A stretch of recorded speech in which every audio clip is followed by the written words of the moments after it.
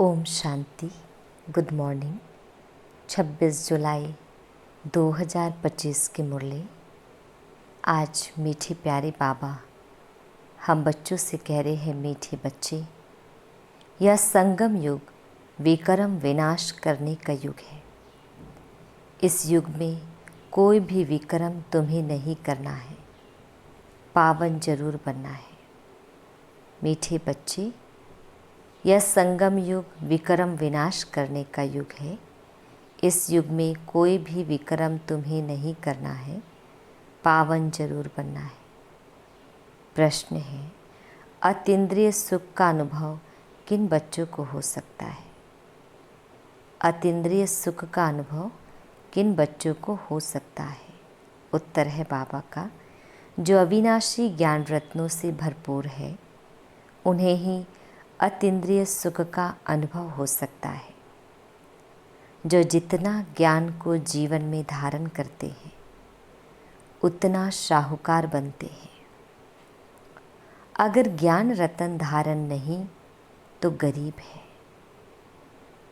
बाप तुम्हें past, present, future का ज्ञान देकर त्रिकालदर्शी बना रहे हैं। गीत है ओम नमः शिवाय। ओम शांति। डिटेल है, पास्ट सो प्रेजेंट चल रहा है, फिर यह जो प्रेजेंट है वह पास्ट हो जाएगा। यह गायन करते हैं पास्ट का। अभी तुम पुरुषोत्तम संगम युग पर हो। पुरुषोत्तम अक्षर जरूर डालना चाहिए। तुम प्रेजेंट देख रहे हो।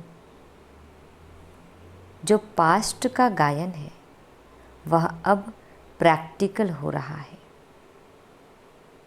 इसमें कोई संशय नहीं लाना चाहिए। बच्चे जानते हैं संगम युग भी है, कलयुग का अंत भी है।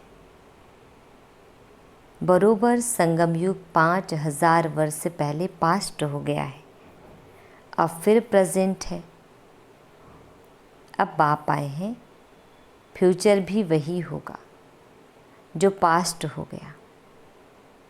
बाप राजयोग सिखला रहे हैं, फिर सतयुग में राज्य पाएंगे। अभी है संगम युग। यह बात तुम बच्चों के सिवाय कोई भी नहीं जानते। तुम प्रैक्टिकल में राजयोग सीख रहे हो।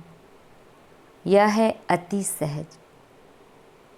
जो भी छोटे अथवा बड़े बच्चे हैं, सबको एक मुख्य बात जरूर समझानी है कि बाप को याद करो तो विकर्म विनाश होंगे। जबकि विकर्म विनाश होने का समय है, तो ऐसा कौन होगा जो फिर विकर्म करेगा? परंतु माया विकर्म करा देती है। समझते हैं चमाट लग गई, हमसे यह कड़ी भूल हो गई। जबकि बाप को बुलाते हैं कि हे पतित पावन आओ। अब बाप आया है पावन बनाने, तो पावन बनना चाहिए ना। ईश्वर का बनकर फिर पतित नहीं बनना चाहिए। सतयुग में सब पवित्र थे। यह भारत ही पावन था। गाते भी है, वाइसलेस वर्ल्ड और विशेष वर्ल्ड। वह संपूर्ण निर्विकारी, हम विकारी हैं, क्योंकि हम विकार में जाते हैं। विकार नाम ही विशेष का है। पतित ही बुलाते हैं, आकर पावन बनाओ। क्रोधी नहीं बुलाते। बाप भी फिर ड्रामा प्लान अनुसार आते हैं। ज़रा भी फर्क नहीं पड़ सकता। जो पास्ट हुआ सो प्रेजेंट हो रहा है। पास्ट, प्रेजेंट, फ्यूचर को जानना, उनको ही त्रिकालदर्शी कहा जाता है। यह याद रखना पड़े। यह बड़ी मेहनत की बातें हैं। घड़ी घड़ी भूल जाते हैं। नहीं तो तुम बच्चों को कितना अतीन्द्रिय सुख रहना चाहिए। तुम यहाँ अविनाशी ज्ञान धन से बहुत बहुत साहूकार बन रहे हो। जितनी जिसकी धारणा है वह बहुत साहूकार बन रहे हैं, परंतु नई दुनिया के लिए तुम जानते हो हम जो कुछ करते हैं सो फॉर फ्यूचर, नई दुनिया के लिए। बाप आए ही हैं नई दुनिया की स्थापना करने, पुरानी दुनिया का विनाश करने। हुबहू कल्प पहले मिसल ही होगा। तुम बच्चे भी देखेंगे, नेचुरल कैलेमिटीज़ भी होनी है, अर्थक्वेक भी, और ख़त्म। भारत में कितनी अर्थक्वेक होगी? हम तो कहते हैं यह तो होना ही है, कल्प पहले भी हुआ है। तब तो कहते हैं सोनी द्वारिका नीचे चली गई है।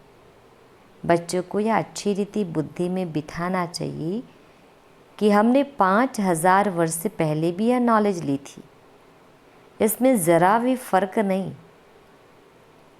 बाबा 5000 वर्ष से पहले भी हमने आपसे वर्षा लिया था।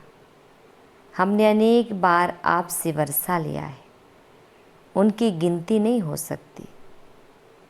कितने बार तुम विश्व के मालिक बनते हो, फिर फ़कीर बनते हो। इस समय भारत पूरा फ़कीर है। तुम लिखते भी हो ड्रामा प्लान अनुसार। वह ड्रामा अक्षर नहीं कहते, उनका प्लान ही अपना है। तुम कहते हो ड्रामा के प्लान अनुसार हम फिर से स्थापना कर रहे हैं 5000 वर्ष से पहले मुआफिक। कल्प पहले जो कर्तव्य किया था सो अब भी श्रीमत द्वारा करते हैं। श्रीमत द्वारा ही शक्ति लेते हैं। शिव शक्ति नाम भी है ना, तो तुम शिव शक्तियाँ देवियाँ हो जिनका मंदिर में भी पूजन होता है। तुम ही देवियाँ हो जो फिर विश्व का राज्य पाती हो। जगत अम्बा को देखो कितनी पूजा है, अनेक नाम रख दिए हैं, है तो एक ही। जैसे बाप भी एक ही शिव है, तुम भी विश्व को स्वर्ग बनाते हो तो तुम्हारी पूजा होती है। अनेक देवियाँ हैं। लक्ष्मी की कितनी पूजा करते हैं। दीपमाला के दिन महालक्ष्मी की पूजा करते हैं। वह हुई हेड, महाराजा महारानी मिलाकर महालक्ष्मी कह देते हैं, उसमें दोनों आ जाते हैं। हम भी महालक्ष्मी की पूजा करते थे। धन वृद्धि को पाया तो समझेंगे महालक्ष्मी की कृपा हुई, बस हर वर्ष पूजा करते हैं। अच्छा, उनसे धन मांगते हैं, देवी से क्या मांगे? तुम संगम युगी देवियाँ स्वर्ग का वरदान देने वाली हो।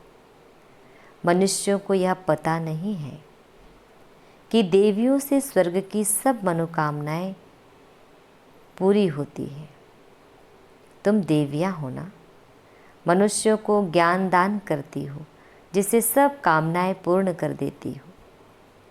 बीमारी आदि होगी तो देवियों को कहेंगे ठीक करो, रक्षा करो।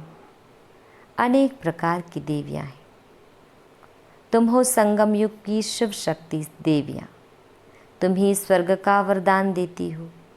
बाप भी देते हैं, बच्चे भी देते हैं, महालक्ष्मी दिखाते हैं, नारायण को गुप्त कर देते हैं। बाप तुम बच्चों का कितना प्रभाव बढ़ाता है। देवियाँ 21 जन्म के लिए सुख की सब कामनाएं पूरी करती हैं। लक्ष्मी से धन मांगते हैं। धन के लिए ही मनुष्य अच्छा धंधा आदि करते हैं। तुमको तो बाप आकर सारे विश्व का मालिक बनाते हैं, अथाह धन देते हैं। श्री लक्ष्मी नारायण विश्व के मालिक थे, अभी कंगाल है। तुम बच्चे जानते हो राजाई की फिर कैसे धीरे धीरे उतरती कला होती है। पुनर्जन्म लेते लेते कला कम होते होते अभी देखो कैसी हालत आकर हुई है।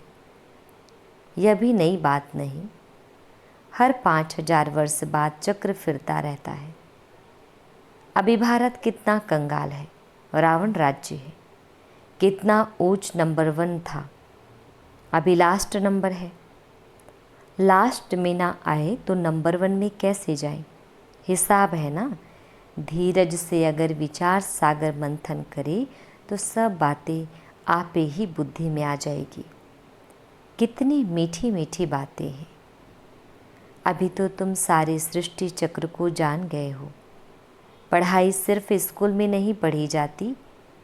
टीचर सबक अर्थात लेसन देते हैं घर में पढ़ने के लिए, जिसको होमवर्क कहते हैं। बाप भी तुमको घर के लिए पढ़ाई देते हैं। दिन में भल धंधा आदि भी करो, शरीर निर्वाह तो करना ही है। अमृत वेले तो सबको फुर्सत रहती है। सवेरे सवेरे 2-3 बजे का टाइम बहुत अच्छा है। उस समय उठकर बाप को प्यार से याद करो। बाकी इन विकारों ने ही तुम्हें आदि मध्य अंत दुखी किया है। रावण को जलाते हैं परंतु इसका भी अर्थ कुछ नहीं जानते। बस सिर्फ परंपरा से रावण को जलाने की रस्म चली आई है। ड्रामा अनुसार यह भी नोंद है। रावण को मारते आए हैं परंतु रावण मरता ही नहीं। अभी तुम बच्चे जानते हो यह रावण को जलाना बंद कब होगा। तुम अभी सच्ची सच्ची सत्यनारायण की कथा सुनते हो। तुम जानते हो कि हमको अभी बाप से वर्षा मिलता है। बाप को ना जानने कारण ही सब निधन के हैं। बाप जो भारत को स्वर्ग बनाते हैं उनको भी नहीं जानते हैं। यह भी ड्रामा में नोंद है। सीढ़ी उतरते तमोप्रधान बने तब तो फिर बाप आए, परंतु अपने को तमोप्रधान समझते थोड़े ही है। बाप कहते हैं इस समय सारा झाड़ जड़जड़ीभूत अवस्था को पाया है, एक भी सतोप्रधान नहीं। सतोप्रधान होते ही हैं शांति धाम और सुख धाम में। अभी है तमोप्रधान। बाप ही आकर तुम बच्चों को अज्ञान नींद से जगाते हैं। तुम फिर औरों को जगाते हो, जगते रहते हैं। जैसे मनुष्य मरते हैं तो उनका दीवा जलाते हैं कि रोशनी में आ जाए। अब यह है घोर अंधियारा। आत्माएं वापस अपने घर जा ना सकी। भल दिल होती है दुख से छूटे, परंतु एक भी छूट नहीं सकते। जिन बच्चों को पुरुषोत्तम संगम युग की स्मृति रहती है वह ज्ञान रत्नों का दान करने बिना रह नहीं सकते। जैसे मनुष्य पुरुषोत्तम मास में बहुत दान पुण्य करते हैं, ऐसे इस पुरुषोत्तम संगम युग में तुम्हें ज्ञान रत्नों का दान करना है। यह भी समझते हो स्वयं परम पिता परमात्मा पढ़ा रहे हैं, श्री कृष्ण की बात नहीं। श्री कृष्ण तो है सतयुग का पहला प्रिंस, फिर तो वह पुनर्जन्म लेते आते हैं। बाबा ने पास्ट प्रेजेंट फ्यूचर का भी राज समझाया है। तुम त्रिकालदर्शी बनते हो और कोई त्रिकालदर्शी बना नहीं सकती सिवाय बाप के। सृष्टि के आदि मध्य अंत का ज्ञान बाप को ही है। उनको ही ज्ञान का सागर कहा जाता है। ऊंचते ऊंच भगवान ही गाया है, वही रचता है। हेवनली गॉड फादर अक्षर बड़ा क्लियर है। हेवन स्थापन करने वाला शिव जयंती भी मनाते हैं, परंतु वह कब आए, क्या किया, या कुछ भी नहीं जानते। जयंती के अर्थ का ही पता नहीं तो फिर मना कर क्या करेंगे। यह भी ड्रामा में सब है।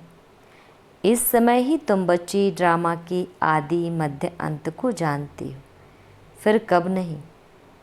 फिर जब बाबा आएगा तभी जानेंगे। अभी तुमको स्मृति आई है यह 84 का चक्र कैसे फिरता है। भक्ति मार्ग में क्या है, उनसे तो कुछ भी मिलता नहीं। कितने भक्त लोग भीड़ में धक्का खाने जाते हैं, बाबा ने तुमको उनसे छुड़ा दिया। अब तुम जानते हो हम श्रीमत पर फिर से भारत को श्रेष्ठ बना रहे हैं। श्रीमत से ही श्रेष्ठ बनते हैं। श्रीमत संगम पर ही मिलती है। तुम यथार्थ रीति से जानते हो हम कौन थे, फिर कैसे यह बने हैं। अब फिर पुरुषार्थ कर रहे हैं। पुरुषार्थ करते करते बच्चे अगर कभी फेल हो पड़ो तो बाप को समाचार दो। बाप सावधानी देंगे फिर से खड़े होने की। कभी भी फेलियर हो बैठ नहीं जाना है, फिर से खड़े हो जाओ, दवाई कर लो। सर्जन तो बैठा है ना। बाबा समझाते हैं 5 मंजिल से गिरने और 2 मार अर्थात मंजिल से गिरने का फ़र्क कितना है।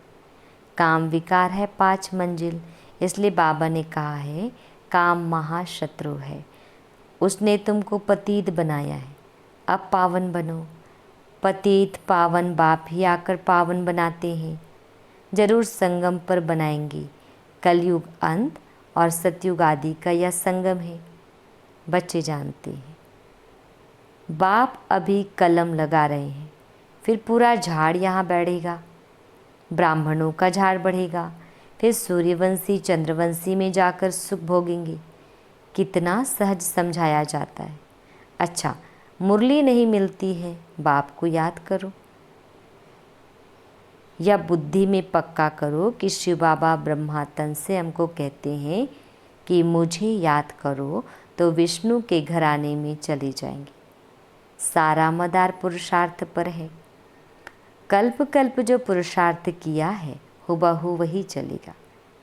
आधा कल्प देह अभिमानी बने हो, अब देही अभिमानी बनने का पूरा पुरुषार्थ करो। इसमें है मेहनत।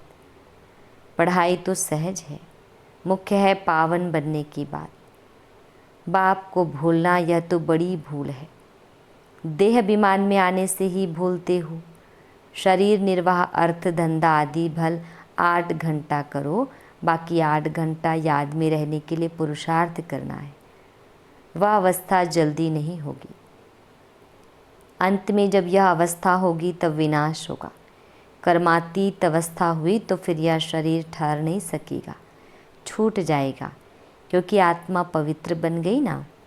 जब नंबरवार कर्मातीत अवस्था हो जाएगी तब लड़ाई शुरू होगी, तब तक रिहर्सल होती रहेगी। अच्छा, मीठे प्यारे बाबा हम बच्चों को विश कर रहे हैं। मीठे मीठे शिकिल दे बच्चों प्रति माता पिता बाप दादा का याद प्यार और गुड मॉर्निंग। रूहानी बाप की रूहानी बच्चों को नमस्ते। हम रूहानी बच्चों की रूहानी माता पिता बाप दादाजी को याद प्यार गुड मॉर्निंग और नमस्ते। शुक्रिया मीठे प्यारे बाबा, आपका लाख लाख शुक्रिया। धारणा के लिए मुख्य सार है, फर्स्ट पॉइंट है, इस पुरुषोत्तम मास में अविनाशी ज्ञान रत्नों का दान करना है। अमृत वेले उठ विचार सागर मंथन करना है। श्रीमत पर शरीर निर्वाह करते हुए बाप ने जो होमवर्क दिया है वह भी जरूर करना है। सेकंड पॉइंट, पुरुषार्थ में कभी रुकावट आए तो बाप को समाचार देकर श्रीमत लेनी है। सर्जन को सब सुनाना है। विकर्म विनाश करने के समय कोई भी विकर्म नहीं करना है। वरदान, अखंड योग की विधि द्वारा अखंड पूज्य बनने वाली श्रेष्ठ महान आत्मा भव। अखंड योग की विधि द्वारा अखंड पूज्य बनने वाली श्रेष्ठ महान आत्मा भव। डिटेल है, आजकल जो महान आत्माएं कहलाती हैं उन्हों के नाम अखंडानंद आदि रखते हैं, लेकिन सब में अखंड स्वरूप तो आप हो। आनंद में भी अखंड, सुख में भी अखंड। सिर्फ संग दोष में ना आओ। दूसरों के अवगुणों को देखते सुनते डोंट केयर करो तो इस विशेषता से अखंड योगी बन जाएंगे। जो अखंड योगी है वही अखंड पूज्य बनते हैं। तो आप ऐसी महान आत्माएं हो जो आधा कल्प स्वयं पूज्य स्वरूप में रहती हो और आधा कल्प आपके जड़ चित्रों का पूजन होता है। स्लोगन, दिव्य बुद्धि ही साइलेंस की शक्ति का आधार है। दिव्य बुद्धि ही साइलेंस की शक्ति का आधार है। अव्यक्त इशारे संकल्पों की शक्ति जमा कर श्रेष्ठ सेवा के निमित्त बनो। डिटेल है, जो अपनी सूक्ष्म शक्तियों अर्थात मन बुद्धि को हैंडल कर सकता है वह दूसरों को भी हैंडल कर सकता है। इसलिए स्व के ऊपर कंट्रोलिंग पावर, रूलिंग पावर हो तो यही यथार्थ हैंडलिंग पावर बन जाती है। चाहे अज्ञानी आत्माओं को सेवा द्वारा हैंडल करो, चाहे ब्राह्मण परिवार में स्नेह संपन्न, संतुष्टता संपन्न व्यवहार करो, दोनों में सफल हो जाएंगे। अच्छा, ओम शांति शांति।